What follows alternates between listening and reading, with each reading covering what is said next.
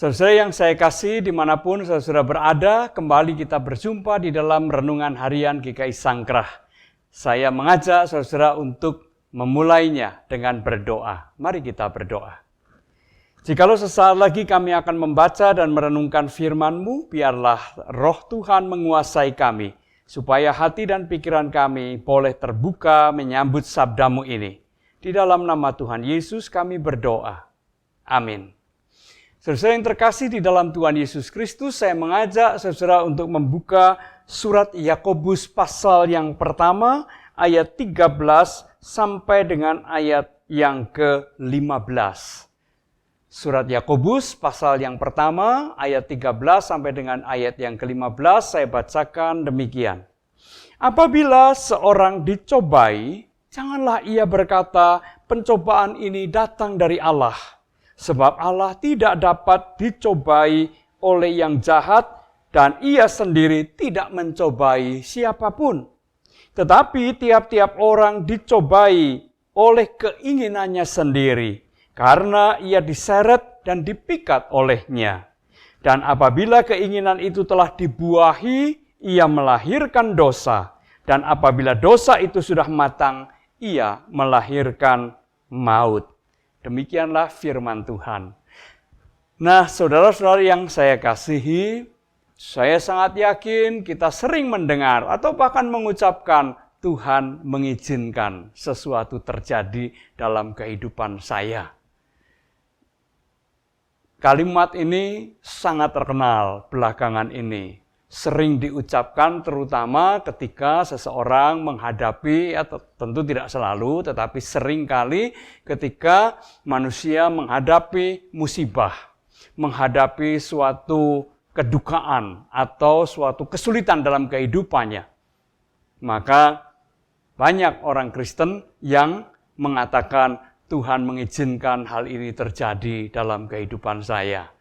Saudara yang terkasih dalam Tuhan Yesus Kristus, tentu ungkapan itu bisa bermakna positif, tapi juga bisa bermakna negatif.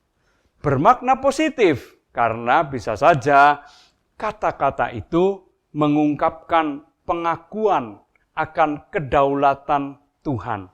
Bahwa Tuhan sungguh sepenuhnya berdaulat atas kehidupan saya, kehidupan kita. Itu hal yang positif. Hal yang negatif, ungkapan itu bisa jadi adalah upaya kita melemparkan segala sesuatu sebagai tanggung jawab dari Tuhan. Bahwa ini terjadi oleh karena Tuhan mengizinkan. Artinya ini terjadi menjadi tanggung jawab dari Tuhan. Begitu kan?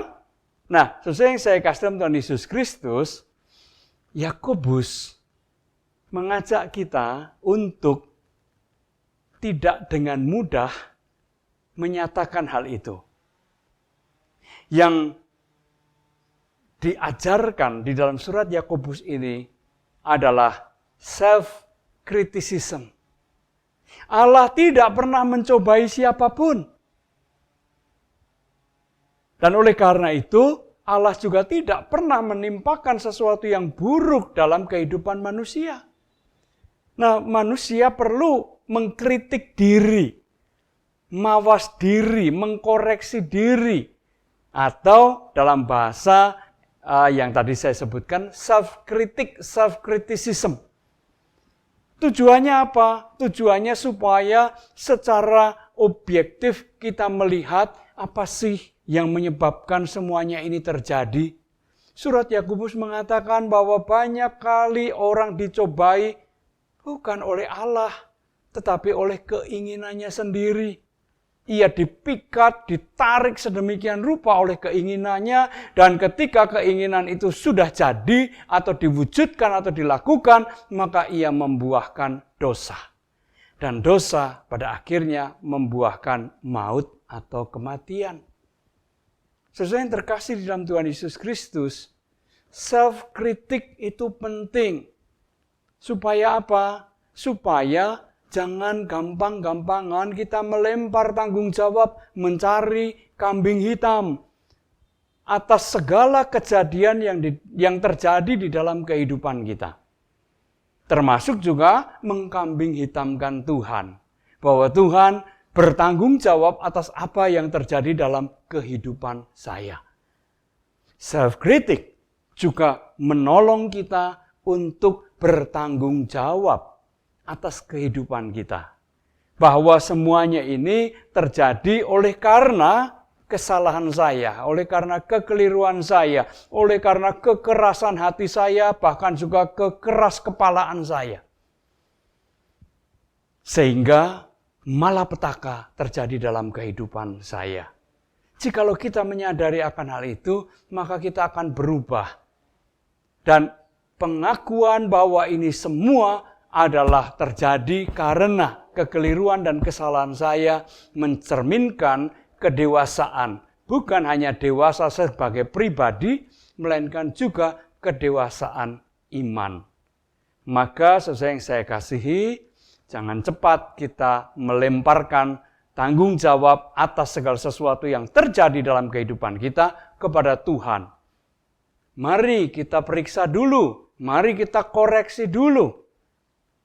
Apa yang telah kita kerjakan, apa yang telah kita lakukan sehingga menyebabkan berbagai persoalan muncul dalam kehidupan kita.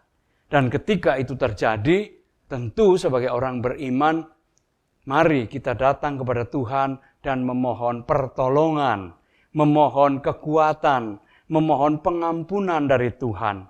Tuhan itu pasti mendengar keluh kesah, permohonan dari anak-anaknya yang telah menyesali segala dosa dan kesalahannya.